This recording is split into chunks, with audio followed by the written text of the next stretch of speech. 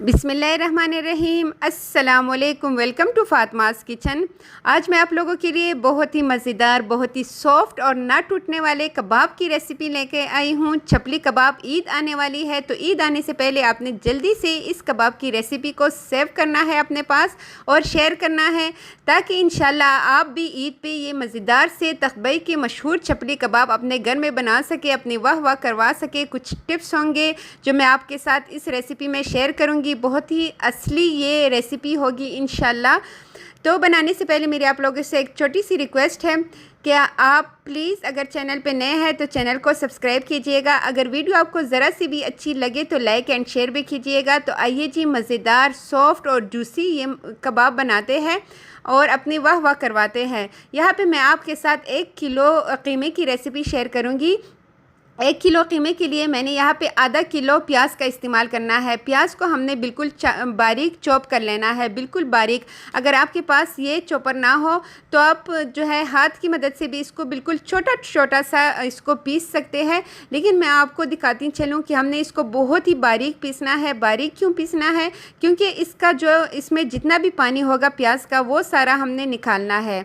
ये प्याज का जो पानी होता है ये थोड़ा सा तीखा सा होता है, तो इसका जायका मुंह में बिल्कुल भी अच्छा नहीं आता। तो अगर आप इसका पानी एक्स्ट्रा निकालेंगे तो बहुत ही इसका फ्लेवर जो है अच्छा आएगा। इसका जितना भी एक्स्ट्रा पानी है वो हम निकाल लेते हैं। दोनों हाथ की मदद से हम इसको अच्छे से प्रेस करेंगे और इसका एक्स्ट्रा पानी वो आप देख सकते हैं कितना ज़्यादा इससे निकल जाएगा।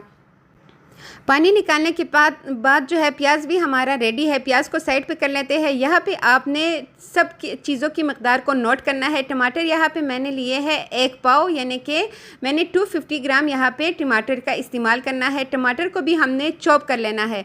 इसको आपने काटना नहीं है, इसका चॉप होना लाजमी है, इससे पानी निकलेगा। तो इसके पानी को हम इस्तेमाल करेंगे इसी तरह। ये देखिए जी, इसमें आप देख सकते हैं कितना इसमें पानी आ चुका है। तो इसी पानी समेत हमने इन टमाटरों को इस्तेमाल करना है। यहाँ पे मैंने कीमा लिया है 1 किलो।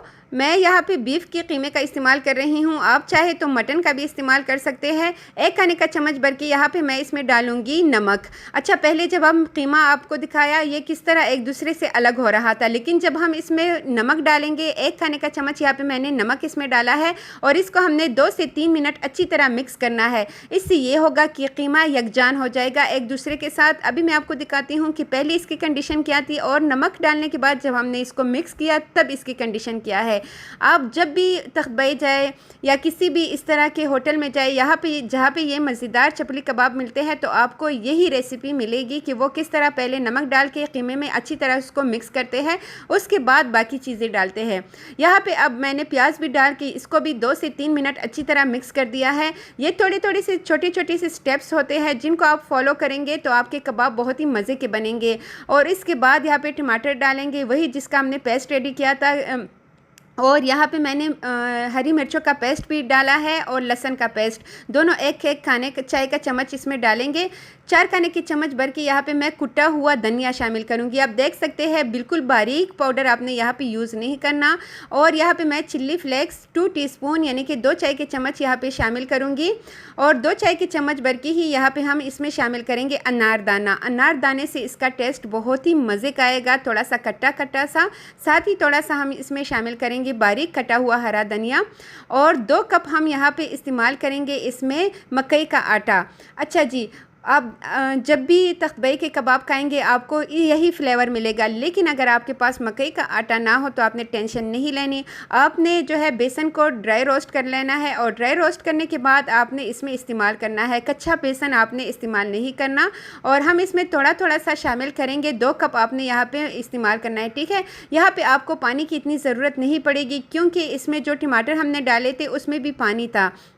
तो इसको हमने अच्छे से मिक्स करना है। हाँ, बस आपने क्या करना है, आपने पास पानी रखना है और जब आप इसको मिक्स करते जाए तो आपने बार बार हाथों को गीला करते रहना है। मैं भी ऐसे ही कर रही हूँ, बार बार हाथों को गीला करके इसको अच्छे से मिक्स करेंगे। जितना आप इसको अच्छे से मिक्स करेंगे कबाब तभी सॉफ्ट, जूसी और मज़े के बनेंगे और हरगिज़ इंशाल्लाह नहीं टूटेंगे।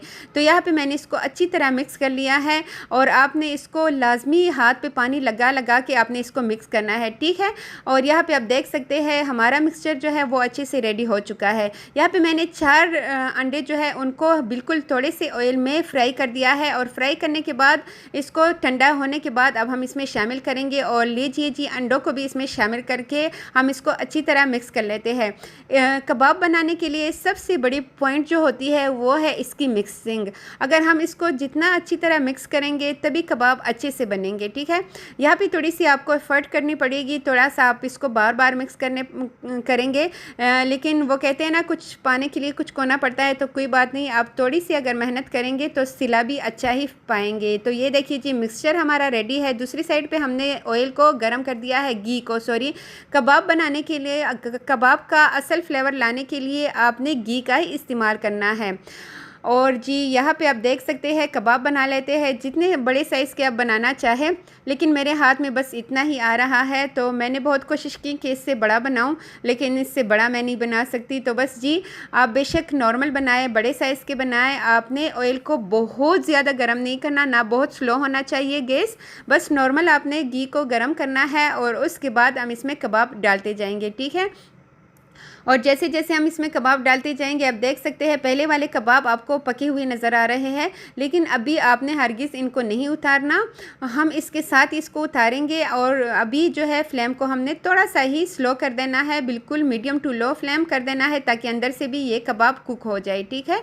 और लीजिए जी, उलटते पुलटते यहाँ पे हमने इसको टाइम देना है 4 से 5 मिनट, और 4 से 5 मिनट में हमारे कबाब जो है वो अच्छे से सेट हो जाएंगे, अच्छे से कुक हो जाएंगे, ठीक है।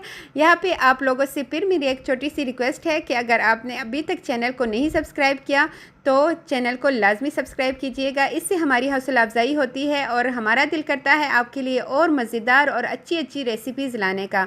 तो यहाँ पे ऐसे ही करके मैंने सारे कबाब जो है वो फ्राई कर दिए हैं। सारे कबाब हमारे रेडी हो चुके हैं, मज़ेदार, साथ सलाद हो और साथ ग्रीन जो चटनी होती है वो लाजमी आपने बनानी है, पुदीना, धनिया, और जो है इसमें थोड़ा सा आपने लहसुन डालना है और साथ ही धनिया, और इसको ग्राइंड करके आपने दही में डाल देना है। ज़बरदस्त सी हमारी चटनी जो है वो भी रेडी हो चुकी है। इसका एक बाइट लेंगे ना, यकीन करें जब तक आप फुल कबाब को ख़त्म ना करें आपका दिल नहीं भरेगा कि आप इस कबाब को रखें, ठीक है। बहुत ही मज़ेदार। तो आई होप आपको आज की रेसिपी अच्छी लगी होगी, तो आपने जल्दी से इस रेसिपी को ट्राई करना है। अपना फ़ीडबैक भी मेरे साथ लाजमी शेयर कीजिएगा। जज़ाकल्लाह फॉर वॉचिंग। अल्लाह हाफ़िज़। अपना ढेर सारा ख्याल रखिएगा। अल्लाह हाफ़िज़।